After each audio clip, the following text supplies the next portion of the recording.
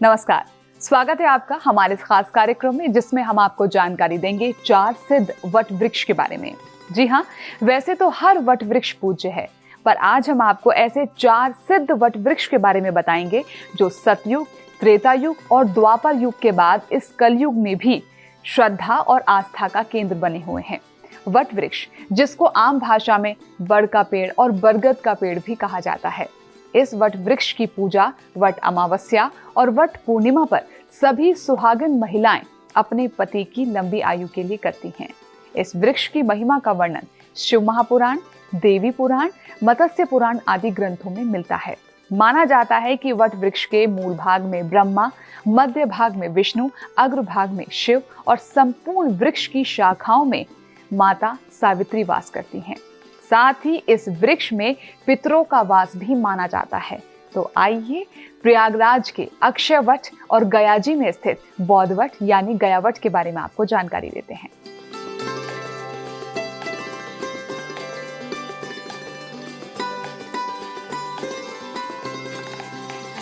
प्रयागराज में स्थित अक्षयवट को लेकर लोगों की बड़ी मान्यता है।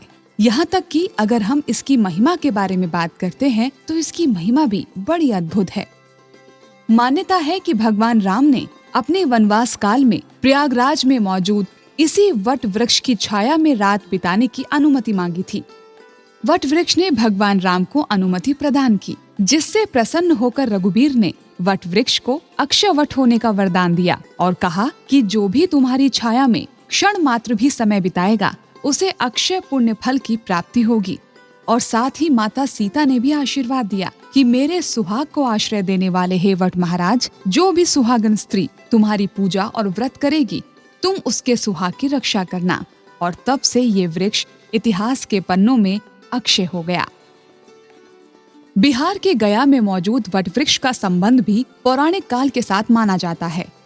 पौराणिक कथा के अनुसार जब श्री राम, लक्ष्मण और माता सीता बिहार के गया घाट में अपने पिता दशरथ का श्राद्ध कर्म करने पहुँचे तो श्राद्ध कर्म के दौरान दोनों भाई श्राद्ध के लिए फल, फूल और कंदमूल लेने चले गए।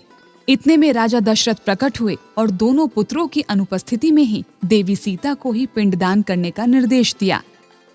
माता सीता ने अपने पति की अनुपस्थिति में गाय, वट वृक्ष, केतकी, पंडित, फूल और फल्गु नदी को साक्षी मानकर पिंडदान कर्म कर दिया। श्री राम ने आने के बाद जब इस बात का कोई प्रमाण मांगा तो माता सीता ने जिसको अपना साक्षी बनाया था उनसे पूछा। सभी ने भगवान राम के डर की वजह से झूठ बोल दिया, लेकिन वट वृक्ष ने सच बोलकर माता सीता की लाज रख ली।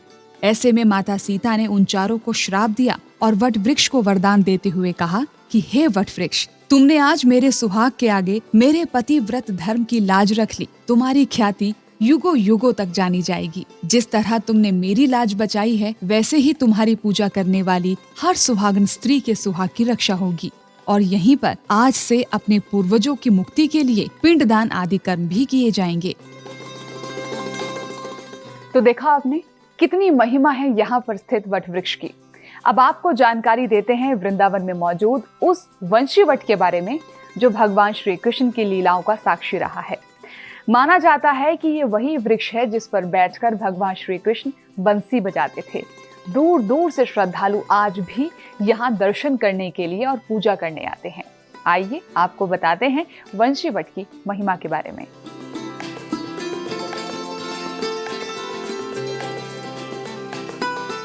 वंशी वट वृंदावन में यमुना के किनारे स्थित है। माना जाता है कि द्वापर युग में भगवान श्री कृष्ण अपने बालपन में यहीं खेला करते थे और गायों को चराते हुए विश्राम भी यहीं करते थे। इसी स्थान पर रास बिहारी ने तरह तरह की लीलाएं भी की। इस वट का नाम वंशी वट इसलिए पड़ा क्योंकि इसकी शाखाओं पर बैठकर श्री कृष्ण बंसी बजाते थे। माना जाता है कि इस वट वृक्ष से आज भी कान लगाकर ध्यान से सुनने पर आपको ढोल, मृदंग और बंसी की आवाज सुनाई देगी। यहीं यमुना किनारे ब्रिज की गोपियों ने श्री कृष्ण को पति रूप में प्राप्त करने के लिए माँ कात्यायनी की इसी वट वृक्ष के नीचे आराधना की थी। इसीलिए ये वृक्ष सुहाग का भी प्रतीक माना जाता है। चलिए वंशी वट के बारे में जानकारी लेने के बाद अब आपको बताते हैं उज्जैन में स्थित सिद्ध वट के बारे में। जो पितरों के मोक्ष के साथ साथ मनोकामना पूर्ति करने वाला वृक्ष भी माना जाता है। ऐसा कहा जाता है कि इस वट वृक्ष को मां पार्वती ने अपने हाथों से लगाया था और इस वृक्ष के नीचे अपने पुत्र कार्तिकेय को अपने हाथों से भोजन भी कराया था। महिलाएं अपने पति और बच्चों के लंबे और स्वस्थ जीवन की कामना के लिए इस पेड़ की पूजा करती हैं। अब सवाल ये उठता है कि इसे सिद्ध वट क्यों कहा जाता है, इसकी क्या महिमा है और यहाँ के पूजन का क्या विधान है। आइए इसके बारे में आपको बताते हैं। उज्जैन में स्थित सिद्ध वट में लोगों की गहरी आस्था है, क्योंकि इसका संबंध माता पार्वती और भगवान शिव के साथ माना जाता है। स्कंद पुराण में ऐसा वर्णित है कि मां पार्वती ने भगवान शिव को पति रूप में पाने के लिए कई 100 वर्षों तक इसी वृक्ष के नीचे तपस्या की थी। माता की तपस्या से प्रसन्न होकर भगवान शिव ने माता पार्वती को पत्नी रूप में स्वीकार किया था और साथ ही ये भी वरदान दिया था कि जो भी इस वट वृक्ष पर दूध चढ़ाएगा उसे मेरा आशीर्वाद मिलता रहेगा और उसके पितरों को मोक्ष की प्राप्ति होगी। माता पार्वती ने ये भी वरदान दिया कि जो भी स्त्री इस वट वृक्ष की पूजा करेगी उसके जीवन में सौभाग्य की प्राप्ति होगी। इसके अलावा एक और पौराणिक कथा आती है जिसके अनुसार तारकासुर के वध के लिए इसी वट वृक्ष के नीचे स्वामी कार्तिकेय ने घोर तप किया और फिर यहीं पर उन्हें सेनापति भी नियुक्त किया गया था। क्योंकि ये वृक्ष मां पार्वती और कार्तिकेय द्वारा सिद्ध होकर शक्तियों से परिपूर्ण हो गया था, इसीलिए इस वट वृक्ष को भगवान शिव ने सिद्ध वट घोषित कर इसे युगों युगों तक बने रहने का वरदान दिया। श्री सिद्धवटेश्वराय नमः। स्कंद पुराण में श्री सिद्धवट महाराज का उल्लेख अवंतिका खंड में मिलता है। स्कंद पुराण के अनुसार यह वटवृक्ष माता पार्वती ने त्रेता युग में अपने हाथों से रोपा है और इस वटवृक्ष के नीचे भगवान कार्तिक स्वामी को भोजन कराया है। समस्त देवताओं ने सेनापति बनाया। उसके पश्चात कार्तिक स्वामी द्वारा तारकासुर राक्षस का वध किया गया है। स्कंद पुराण के अनुसार माता पार्वती यहाँ उनका नित्य निवास स्थान है। जिस प्रकार इलाहाबाद में अक्षयवट है, गया जी में बौद्ध वट है, वृंदावन में बंसी वट है, उसी प्रकार उज्जैन में सिद्धवट की महिमा है।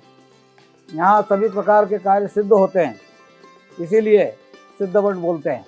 पृथिव्याम यानि तीर्थानि समुद्रादिगतानि च, पृथ्वी पे जितने भी तीर्थ हैं उन करोड़ों तीर्थों में जो है सिद्धवट का कोटि तीर्थ के रूप में विशेष महत्व है। इस वट वृक्ष में संतति, संपत्ति और सद्गति तीनों प्रकार की मनोकामना के लिए लोग यहाँ दूर दूर से देश विदेश से पधारते हैं, उनकी मनोकामना सिद्ध होती है। लोगों की मान्यता है कि यहाँ उन्हें 3 तरह की सिद्धियां प्राप्त होती हैं: संतति, संपत्ति और सद्गति। सद्गति मतलब यहाँ पितरों के लिए अनुष्ठान किया जाता है। संपत्ति अर्थात लक्ष्मी कार्य और अपने सुहाग के लिए वृक्ष पर रक्षा सूत्र बांधा जाता है। और संतति अर्थात संतान की प्राप्ति के लिए इस वट वृक्ष के नीचे उल्टा स्वास्तिक यानी सातिया बनाया जाता है। युगों युगों से आस्था का केंद्र इन वट वृक्ष की पूजा करने श्रद्धालु दूर दूर से यहाँ आते हैं। ये सभी सिद्ध वट वृक्ष आज तक यूं ही बरकरार हैं, क्योंकि इनको अक्षय रहने का वरदान प्राप्त है, इसीलिए इन्हें अक्षय वट कहा जाता है। वैसे तो हर लंबा और छायादार वट वृक्ष पूज्य है और हर साधारण वट वृक्ष की आयु कई 100 साल की होती है, पर संसार में ये केवल 4 ही पवित्र वट वृक्ष हैं जो देवी देवताओं के द्वारा लगाए गए हैं और पूजे गए हैं। साथ ही भगवान ने इन वृक्षों की महिमा बताते हुए इन्हें सदा सदा के लिए अमर होने का वरदान भी दिया है। तो आज की इस कड़ी में बस इतना ही। हमें दीजिए इजाजत। नमस्कार।